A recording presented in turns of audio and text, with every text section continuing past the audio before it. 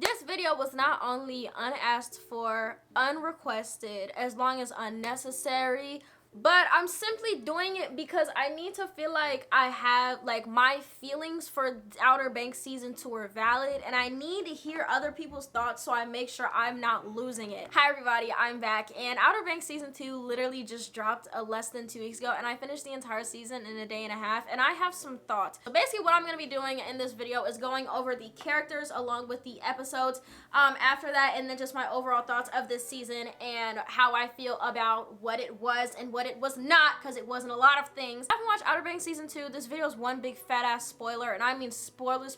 I'll be talking about shit that happened, specific events, plot lines, and people dying. If you don't want to hear any of that and you want to watch the show first, it is on Netflix for you to see, but if you've watched it, we have some things to discuss, baby girl. So let's go ahead and get into it, starting with the summary. So if you don't know what Outer Banks is a Netflix show that is based in the Outer Banks, North Carolina, OBX. I know where it is. I want to go, because it's literally all boats and oceans. It's an island, basically. It follows these group of kids, teenagers, John B, Pope, JJ, and Kiara, who are looking for this treasure on the Royal Merchant, which is a sunken ship, and is led by instructions from John B's now dead, or who we thought now dead, dad. And that's how the whole show started. That's the entire premise of this entire show. That's how it all started. That's what the main goal of it was, for them to find this treasure and all this gold so they can be rich and famous and get out of their pogue lifestyle, and just they can have money. They don't want to get out of their pogue lifestyle, but they want to be rich pogues, which is the pogues are the poor people and the kooks are the rich people, which you'll learn more about some kooks later. So that's the entire premise of the show, but that's season 1's debacles. Let's talk about season 2. So I'm going to talk about the characters in season 2 and just how I feel first, because I feel as if that's important because it sets the tone. You feel me? So first character who I'm going to talk about, of course, John B. John B is the main character of this entire show. It pretty much follows his journey, and his friends are like side characters. They're all main characters, but John B is the real main character, you feel me? John B is the leader of the group, I would say, because it's his dad leading them to the treasure and stuff like that, and he deals with the most behind the scenes. He has nobody watching him. He's 17. He has child protective services after him because nobody's there to watch him because his dad is dead. His uncle hasn't been back in months, so nobody's there to watch him. He's just on his own as a 17-year-old kid, and he's not really struggling. He's just living his life as it is, and he just wants to find this treasure to fulfill his dad's dream. You feel me? Speaking of children who are unsupervised, let's talk about JJ, who's the next character. Him and John B are like this. JJ is pretty much all John B has left, and John B is everything JJ has left because JJ's dad is also in jail. Where are these children's parents? Because half of them don't have any. He's more of like the risk taker, the crazy one, the one who low-key is losing his marbles, who's at my house. JJ is cool though. He's one of my favorite characters. He's funny. He has funny one-liners. I like his storyline the most. I like just how him and John B keep each other centered. You know what I'm saying? They keep each other, like, they keep each other's heads on straight, if that makes sense. You feel me? So next character I'm gonna talk about is Pope. Token black characters in the show. Netflix, I'm looking at you for this. I love Pope. He's the brains of the operation. He's the smart one. He has the most going for him as when it comes to the future, in my personal opinion, because he is smart, intelligent, he thinks ahead, he doesn't think of short-term decisions and solutions because of long-term effects, and he just does what has to be done. He's smart. I love him. His family seems cool. Just seems like an overall cool person. And the final character in the original 4 is Kiara. She's the only girl in the group. She's not even a pogue. She comes from money, but she's living the pogue lifestyle with her pogue ass friends. She confuses me because she has done some things that confuses me. I feel like in the first season, all the characters like in the pogue group, so JJ, Pope, John B, they're unproblematic. They aren't doing anything out of pocket. But Kiara was stirring the pot. Kiara had, I guess, feelings for John B. I can't remember if they kissed or not, but they definitely were flirting. And you could tell Pope wanted Kiara in the first season, and it shows more in the second season. If the lighting changes, I'm sorry. I'm using natural lighting, and it's cloudy. So what? She seems like an alright person, but she definitely gives me like girl from money but wants to be from the hood. I don't have anything left to say about that. So that's the original 4. So next character, we're gonna get more into the kook people now. I'm going to talk about Sarah Cameron first. Sarah Cameron is also adopted into the second season as the original group, but she is one of the kooks that the original 4 originally do not like, but they grown to like her. She seems like a cool person, cool character arc. I feel like it's rushed low-key, which I'll further explain later in the video, but she seems like a cool person, pretty unproblematic, but she's known as a cheater. And speaking of cheater, let's talk about her boyfriend Topper, who she's with in the first season, but in the second season she is not with. Topper is toxic. I don't know how else to put it. Topper is very toxic. He got mad at her for saying no to sex right before it happened, even though you should never get mad at somebody for that, because what the fuck? Second of all, he just seemed very controlling, very insecure, and just not a good boyfriend for her. She seems like a very ambitious person and a very adventurous person, and he doesn't like that. Why don't you like your girlfriend as she is in the first season, but in the second season you swoop in to help her when she's down and having family problems? He's giving ex that tries to swaddle and waddle their way back into your life when you're clearly done with them and moved on to somebody else. Like, this girl literally went and up and illegally, not legal, married John B, and he still tried to swoop in and spit game when she was most vulnerable. She almost got killed twice this season, and he saved her from one time, and now he thinks that's the pass to swoop in and be there for her and protect her. See what I mean by toxic now? That's all I have to say about him. He's just weird to me. I'm gonna go into that little love triangle later between her, John B, and Topper in a little minute after I finish these character arcs, okay? So next character I'm gonna talk about is Rafe, which is Sarah Cameron's brother. Rafe is a crazy, murdering psychopath who needs to be in prison. Under the prison. Because what is wrong with this man? He literally goes on damn near killing sprees, and he's not in prison because of his crazy ass father. Let's talk about Mr. Ward Cameron. Ward Cameron is Sarah's dad, who is the main villain in the show. He gives Jeff Bezos energy because he's greedy and cares for nobody but himself and his big racks of money. That's it. That's all. He's a crazy man. He does not know how to take accountability for his actions or his family's actions, and he doesn't want to face any repercussions.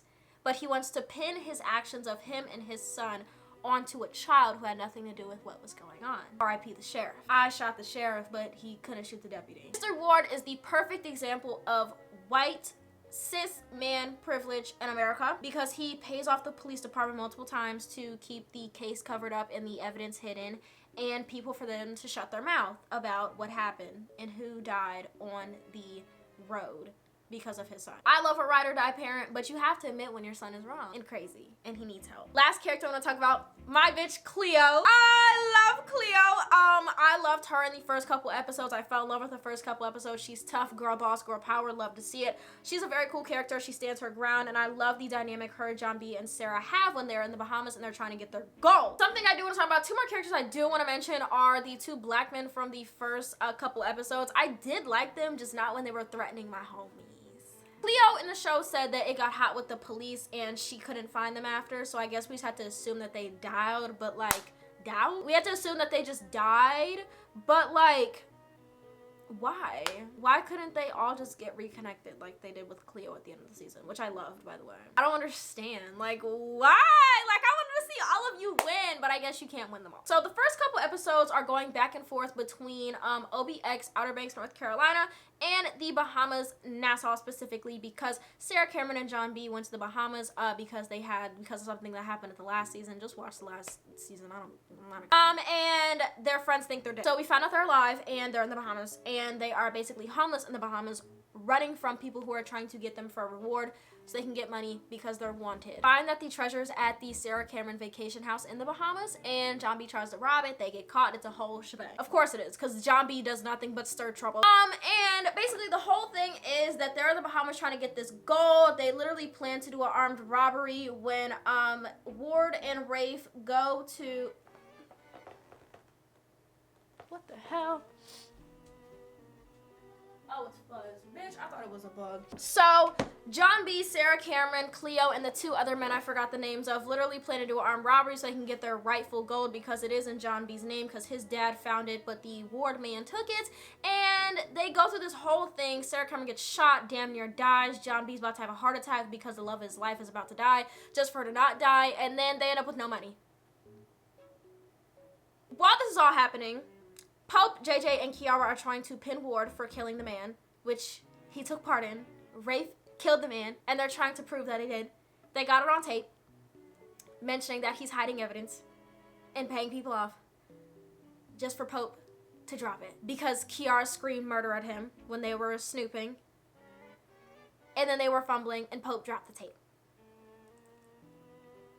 I'm starting to think that Kiara is the problem. So that fails. They had solid evidence, and then she fucked it up for both of them because she doesn't know how to shut her damn mouth. That's Kiara. While this is all happening, they're trying to collect evidence for John B. Pope gets this weird letter while they're still in the Bahamas saying that, like, I have things that can exonerate your friend because John B's on trial for murdering a sheriff, which Rafe did and John B did not. So they go see the person who wrote the letter, and then there's like this big backstory on slavery. They had to go all the way to Columbia, South Carolina, which is a far-ass drive from the Outer Banks, to find this lady who has a weird obsession with a great-grandfather of Pope. And Pope was very uncomfortable because old white women in the South and black men do not go well. Especially if you watch the show, you could tell something was off about her and her weird fascination with this slave's family. It was getting kind of sick. It was kind of making me uncomfortable, but I think that was the point of the show. I guess the actors were doing their job well because, bitch, I felt the tension there. But they don't have the key to givers. They can't swap. But he knows that she has the evidence. So they go back to the Outer Banks. He asks his dad, finds out they're related to the slave man, and now they're on a second treasure hunt. Did I mention that they meet up in Columbia, South Carolina, and all go back to the Outer Banks? Weird way to cross paths, but you know, that's how TV shows work. It's unrealistic. They go back, and now they're on another treasure hunt while also looking for the Royal Merchant, because they kind of, I feel like they low-key gave up looking for the Royal Merchant gold, but apparently they're not. I don't know. Netflix, I have a lot of questions. But now they're looking for this big ass cross that apparently belonged to Denmark Tanny, that he left for his wife. And since Pope is related to Denmark Tanny, it's his. It's a passed down thing, okay? So they go through this whole shebang. Like, now they're trying to find this cross, and while in the midst of all this, Ward and Rafe are still trying to fight the fact that Rafe killed somebody and are trying to pin it on a 17-year-old. John B goes to jail. John B got freed from jail because they found evidence of Rafe's fingerprints on the gun, and then Rafe is getting an arrest because of second-degree murder, and to avoid this, Ward kills himself. So not only is he millions in debt because he blew up a boat, but he also faked his death? What? Rafe gets the cross, then Pope gets the cross, then Pope almost died. But then we get the cross back, but then they lose the cross against the white man, which I feel like is anti-black. But I'm not gonna speak any further on that. And they basically go through this whole wild fucking goose chase over this cross just for the ragtag group of folks to not get shit. Then we find out Sarah Cameron's dad, Ward, is alive. He fake killed himself, so Rafe is freed. He fake confessed. That was a false confession, which you can go to jail for. And then they're trying to kidnap them and go to their own private island so they don't have to get arrested and live as a happy family. That's not how that works. That's not how this show goes. The ragtag group of team is trying to save Sarah Cameron from this boat. And they reunite with Cleo so they can try to take over the ship and get the cross onto a lifeboat, which I don't know how they thought was going to get from the middle of the ocean on an inflatable boat back to an island. Cross is solid gold. It almost took their heads off when it fell out of the ceiling. And they thought they were gonna get that to an island on a blow-up boat, basically a blow-up mattress, a donut that you buy at the pool. Anyways, they end up with nothing because we can't have peace in this show, and they end up stranded on a random island, and Kiara and Pope are filed for missing back at OBX. And the bad men are getting away with everything again. That's the entire season. My thoughts. This season was a bunch of filler. If I wanted to watch filler, I would watch Naruto. This whole season, we basically started with most of our main characters thinking they were dying and thinking they were dead. And now they're homeless on an island. Nobody knows they're alive. We literally ended where we started. We started where we ended. We ended and started in the same predicament. What did we gain? Because I feel like this was a big wild goose chase for really no reason. Like, they had the gold and they lost the gold. But they had the cross and they lost the cross. Ended up dying several times just to be homeless. It was literally full of nothing. We gained nothing this season. But you know what we did gain? An unnecessary amount of action and death scenes. In the first season, if you watched it, which if you did watch it, you probably watched season. If you did watch season 2, you probably watched the first season. The most crazy thing that would happen in the first season was you get caught by the police, like you get arrested, da-da-da. Why did almost every single one of our important good main characters almost die this season at least once? Sarah Karen got shot, Kiara almost drowned in a sewer, JJ almost drowned, Pope almost died from a wasp allergy, and John B got shot at and almost choked out. How do we go from getting caught from the police and getting arrested to almost dying every episode? Did it add anything to the plot? No. Did it go from 0 to 100 in action within the span of a year and a half? Yes. Did it make my heart drop out of my asshole onto the floor several times during the season? Yes. but it added nothing to the plot. They had to add all these actionable things and all these wild armed robberies and stealing and almost dying to fill their empty plot line. The plot line is empty, and we gained nothing this season except something in the last episode, which was that John B's dad is alive. That's all we gained this season. That knowledge. We didn't get no treasure. We don't have peace. Pope lost his scholarship. We have nothing.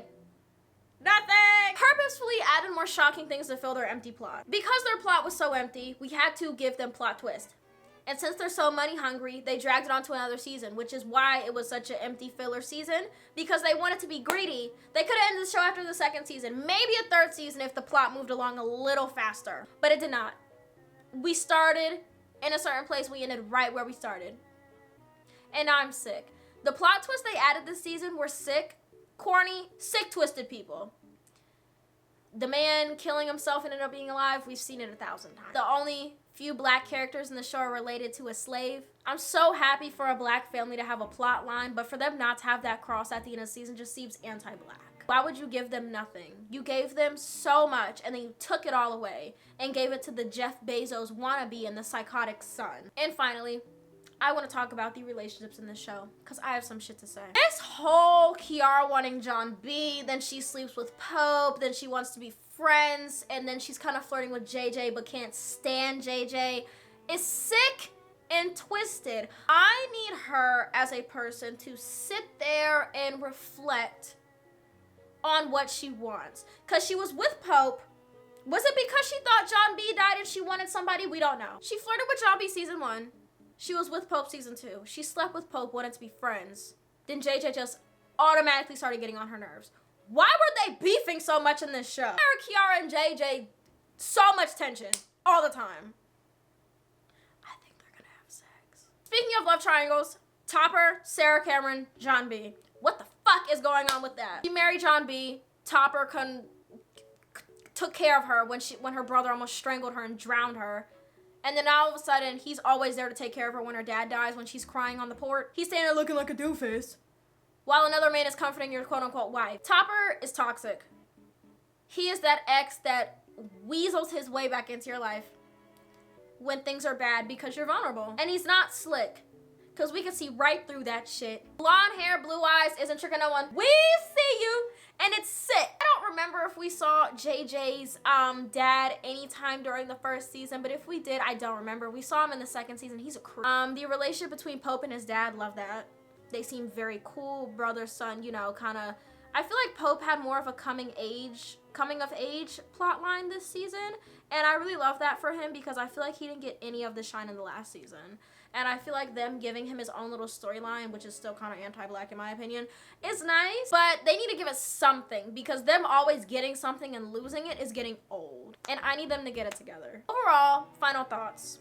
This isn't a bad season. It's just a lot of fucking filler. Like, if you ever watch Naruto, you know those fight scenes don't last a scene. They last 10 episodes. That's what this felt like. The only new thing that you would learn is that John B's dad is alive, which is a sick and twisted plot twist, like I said before, nothing new. And that Denmark Tanny and Pope are related. That's his great-great-great-grandfather. Outer Banks Season 2 is a empty season filled with nothing but unnecessary death scenes and corny plot twist. And that's all I have to say. But you should still stream. Because the girl who plays Sarah Cameron is so pretty.